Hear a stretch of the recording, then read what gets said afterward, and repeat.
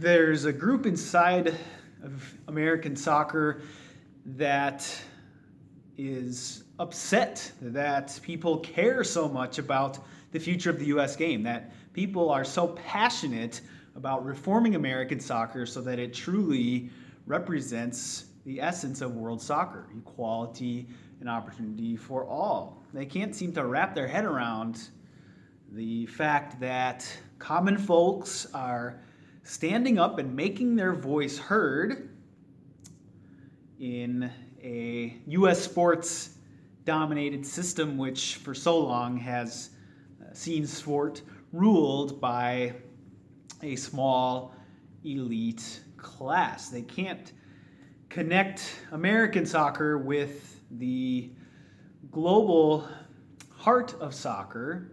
They think that soccer needs to be run like U.S. sports. And we are not a unique case here in America. There is no reason why we can't shape our soccer into the mold of the world's game and reform our system so that ultimate power truly rests with the people and so that the interests of the people, all constituents, are fairly represented in our American soccer ecosystem from a sporting, social, and economic standpoint. And most recently here in January, there was a protest. It was a truck pulled up to a large soccer coaching convention in Philadelphia, USA, that had a message of protest against the current U.S. soccer regime and potential presidential candidates for the election coming up here in February. And there were a few people that were upset, a few key figures in the media that were upset that people would go to such lengths to create the change they want to see in American soccer. And the common refrain, which you hear over and over, is it's just a game. Why do you care so much? And the response to that, I mean, you can see over a century of history in world soccer, stories all over the world, from a club level, from a national level, from an individual level. So many people see soccer as so much more than a game. It is about having a club that represents your culture and values, having friends you play with, having a community around you that stick with you even outside of the soccer sphere. We're seeing stories here in the States just in the past week of one particular lower division soccer fan in San Francisco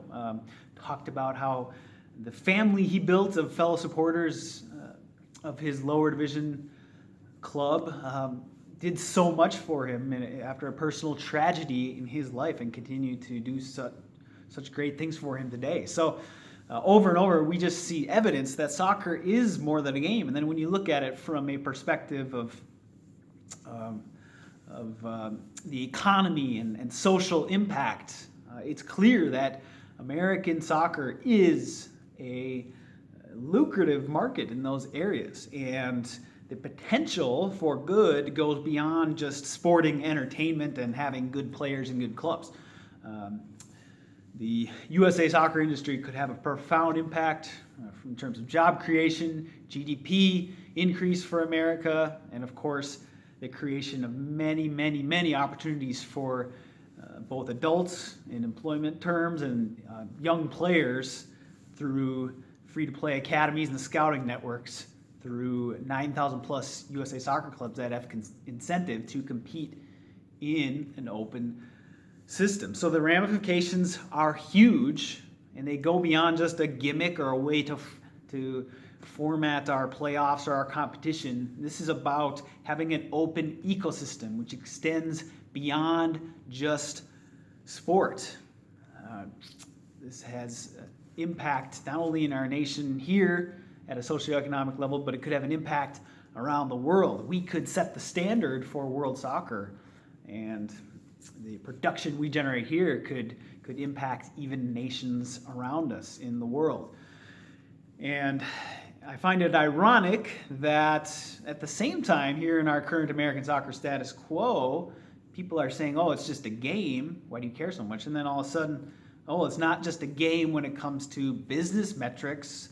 We have to be concerned with the pocketbooks of millionaires and billionaires, and we have to make sure these investors are appeased, and we have to make sure that the cities that show the best business metrics or potential get Division I teams, and we can't let clubs win it on the field, heaven forbid, because maybe there's not enough money in their city, or their city's not enough.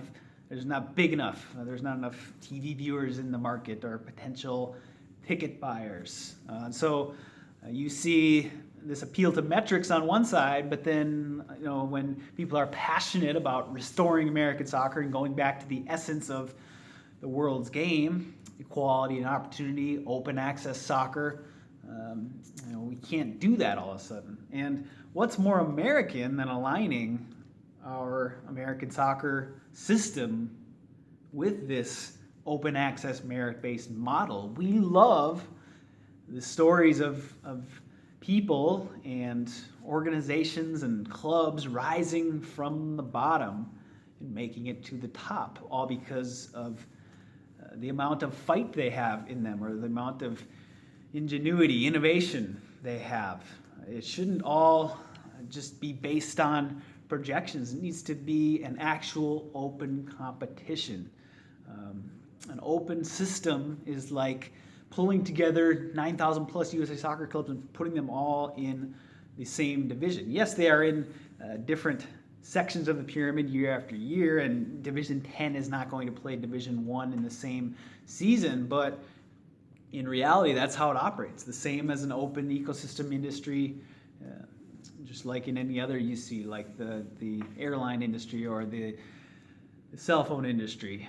It's all open to new competition rising from the bottom, and the top of the market is not safe. And what does that foster? It fosters continued progress, growth, innovation, and it is only a good thing for the ecosystem as a whole. And it would be a good thing for American soccer's progress as a whole in the global system.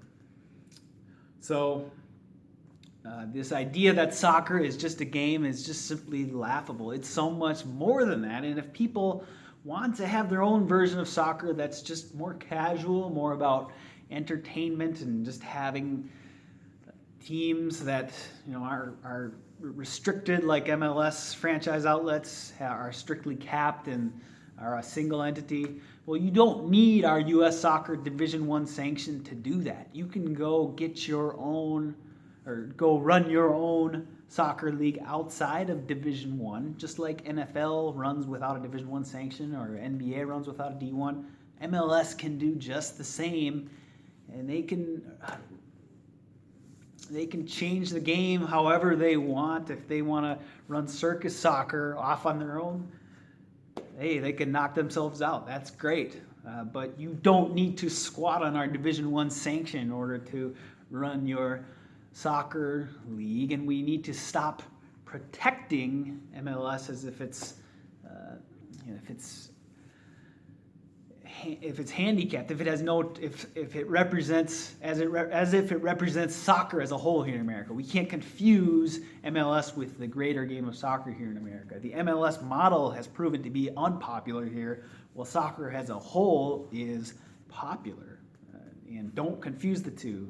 MLS does not represent soccer because it's not real soccer. It's inauthentic. It does not have real clubs, does not have independent, unlimited clubs. It just has a single entity with limited soccer outlets, and that's it. And then the entire ecosystem below it, below Division I, is completely frozen out. So it's not even close to the real thing. So if you like this video, make sure to share it out on social media and also subscribe right here to my channel. And I'll talk to you soon.